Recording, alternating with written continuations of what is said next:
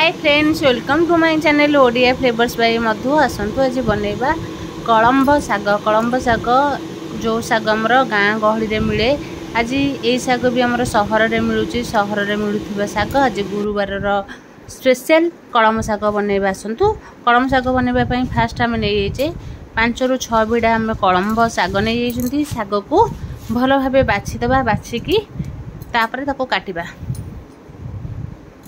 देखो ये तो बहुत बड़ बड़ पत्र आर आगुरी आम बाछी देइछंती। एबे खाली ताको एमती साइज करके काटिबा।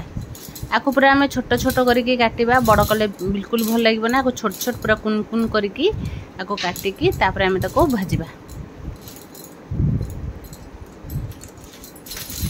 देखो एमती आम शाग बाछिला भितर एमती ताको भल भाव झाड़ी दबा। जहाँ पोक फोक थिबो से हमर बाहरी जीवो। एमती शाग को आम मझीरू धरिले एमती, तापर मझीरे एमती काटिकी ताको एमती आम छोट छोट करके काटिबा।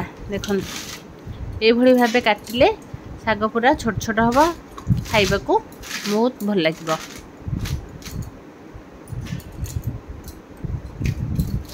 यही भाव गाँव में कौन हम एथर बिल बाड़ी रे शाग मिल जाऊला। ये तो शाग आम किणिकी बनैबा कथा।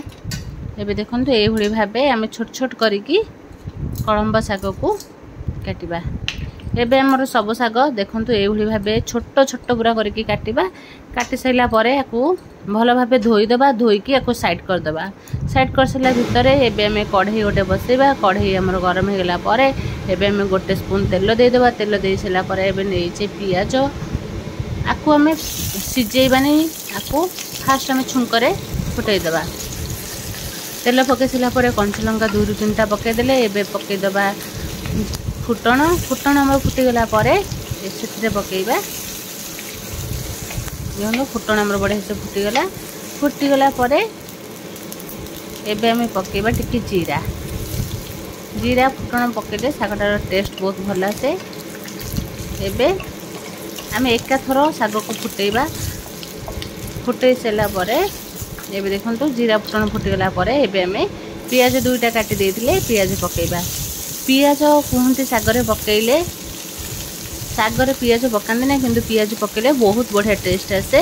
एबे आम 2टा पियाज काटी देइछंती। 2टा पियाज को एमती छोट छोट करके काटिकी ताको टिके तेल रे पकई सारा परे ताको भल भाबे भाजिबा। पियाज भल भाबे भाजी गला परे एबे रसुण को आम छेचिकी पकईबा। पियाज को आम एते पोड़ीबा ना, दर दर भजा करके भाजीदबा। तापर रसुण पकई सारा परे एबे सांगे सांगे आम शाग पकईदबा। शाग को आम धोईकी भल भाव रखीथिले। धोईकी एबे आम देखो शाग केते बढ़िया देखा होछि, केते छोट छोट करके आम काटिचंती। परिबा जेते भल कटा हबो सेते खाइबा को बहुत बढ़िया लागिबो। खाइबार टेस्ट भी बहुत बढ़ी जाए। एबे आम स्वाद अनुसार लूण पकईदेले।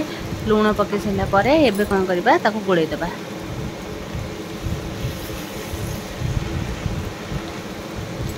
एबे शाग को टिके भल भाबे गोळेई देबा।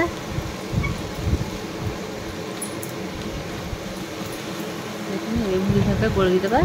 शाग को गोळेई सारा परे देखंतु हमर शाग आमर बहुत हो सीझीगला परे शाग केते कम हो देखा।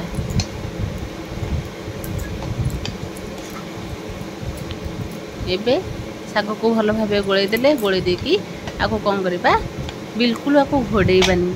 शाग को जेबे आम घोड़ेइबा शागर कलर पूरा चेंज हो। शाग को जदि आम न घोड़ेकी एमती रखिबा शाग आमर जेमिति ग्रीन थाए सेमती हो। शाग को आम देखिबे घोड़ेई दे सारा परे शाग टिके माने मेहंदी मेहंदी कलर टाइप रो, फिका फिका कलर टाइप रो हो। जदि आम शाग को न घोड़ौछंती शाग देखिए पूरा जेमती ग्रीन से भली ग्रीन होकर रहिबो। बिल्कुल भी यार कलर चेंज हबो नहीं। निहाती थरे एभली भाबे ट्राई करिवे, देखिए न घोड़ेकी शाग भाजिबे। शाग जेमती ग्रीन थाए सेमती आमर कलम शाग भल भाबे गोळेई सारा परे एमती ताको साइड कर देके मझिरे टिके फांगा करदबा। शागर जति पानी थिबो से शागर पानी सब बाहरी आसबो। देखंतु शाग को हम साइड कर देला परे जति पानी थाए से पानी सब से जगह को पलैसु देखो एबे पानी हमर बढ़े से पूरा सुखी जाइए। एबे कौन करबा साग को भल भाबे गोले देबा। साग जहाँ सहित खाइबे बहुत बढ़िया लगे किंतु आको साग को आम पखाड़ सहित खाइले बहुत बढ़िया लगे। गुरुवार तो हेले हमर निहाती साग सब गुरुवार हमर साग हुए। एबे साग को भल भाबे गोले देले गोले देकी एबे देखंतु बढ़िया से पूरा हम साग बिल्कुल भी यार कलर चेंज होइनी पूरा ग्रीन ग्रीन हेकी रही। कलम साग तो एमती 5 ରୁ 7 मिनिट भितर रेडी हो जिवो साग। एबे हमर साग पूरा रेडी हो जाइए देखंतु। एबे हमें गैस को बंद करके साग को आउ टिके गोली देबा। जदि धनिया पत्र अच्छे टिके पके देबे धनिया पत्र पकेले सागर टेस्ट बहुत बढ़िया से। एबे हमर साग को गोले सला परे एमती देखा होची।